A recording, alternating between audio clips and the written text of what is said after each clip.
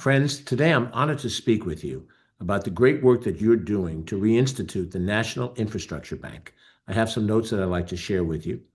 For much of our history, the United States has led the world in modern, ambitious infrastructure.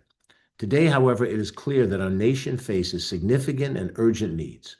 Roads, bridges, rail systems, and public facilities all across the country required sustained investment and long-term planning. That is why this past fall, I was proud to co-sponsor legislation reestablishing a national infrastructure bank. A dedicated national financing institution is essential for supporting infrastructure projects that cannot depend on fluctuating annual appropriations. Recent decisions by the current administration to withhold funds have only underscored the need for a financing institution that prevents infrastructure from becoming political pawns. This proposal, a $5 trillion public bank dedicated to building infrastructure, would not only deliver the critical upgrades our country urgently needs, it would also strengthen the American workforce by providing jobs and bringing back revenue to our communities. A national infrastructure bank is not a new idea. We know that President Franklin Roosevelt championed national infrastructure development at a moment when the country faced enormous financial need, just as we are now. During the Great Depression, President Roosevelt's Reconstruction Finance Corporation proved just how powerful this model can be. The RFC helped bring electricity to communities across the nation.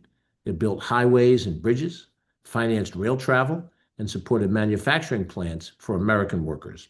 And it did all of this without raising new federal taxes or adding new federal debt.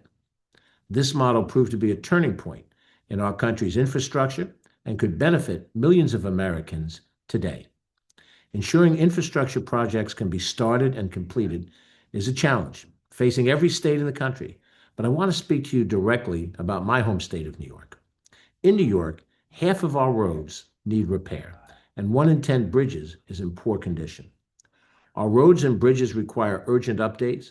The New York-New Jersey Port Authority faces a $20 billion shortfall for critical wharf replacement, and the Amtrak Northeast Corridor carries a $38 billion backlog of needed improvements.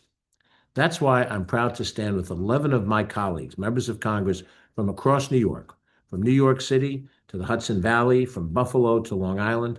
New Yorkers and their representatives that they elect are united in strengthening the state that we call home. Reestablishing a national infrastructure bank is a commitment to investing in our communities, rebuilding what has been neglected, and ensuring that the infrastructure that Americans rely on every day truly works for them.